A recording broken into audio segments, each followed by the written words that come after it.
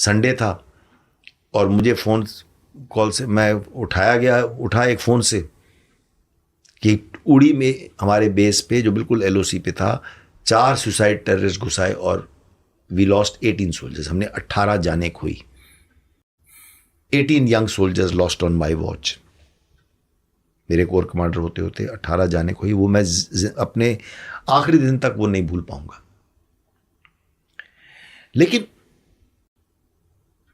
तब उसी दिन इससे पहले उसी दिन डिफेंस मिनिस्टर वहां पहुंचे, जबकि मैं नहीं चाहता था कि वीआईपी आए, मुझे बहुत ऑपरेशन वाले काम करने थे। मैं उड़ी गया सुबह हेलीकॉप्टर लेके, वापस आया तो, लेकिन वो आ गए दोपहर को।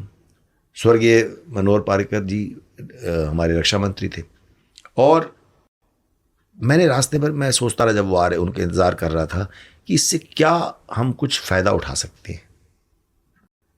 और लेकिन मैंने ये रियलाइज़ किया कि आज पूरे देश में गुस्सा का उबाल है, पूरा देश त्रस्त है पाकिस्तान स्पॉन्सर्ड टेररिज्म से।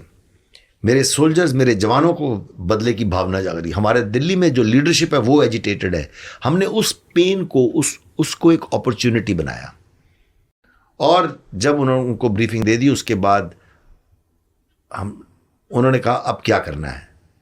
तो मैंने, और ये किताब में लिखा हुआ है, एक छोटा सेंटेंस कहा, ऐसे आप हाँ कह दो मैं कर दूंगा।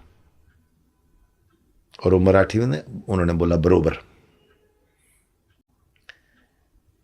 और फिर उनको जो प्लान बताया, हमने कहा हम जाएंगे मल्टीपल इलाके में, लेकिन हम पार जाएंगे। आज तक जो नहीं हुआ अब करेंगे।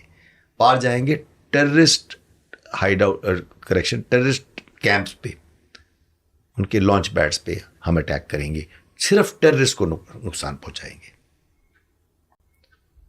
और मुझे याद है उनका एक ही क्वेश्चन था कि हमारी कोई कैजुअलिटी नहीं होनी चाहिए। उनका ये एक कंसर्न था। तो मैंने उनको कहा कि मैं आपकी बात से सहमत हूं, हमारी कैजुअलिटी नहीं होनी चाहिए, लेकिन दिस इज़ वॉर, कुछ भी हो सकता है, हमें तैयार रहना चाहिए। लेकिन I think Fortune favours the brave.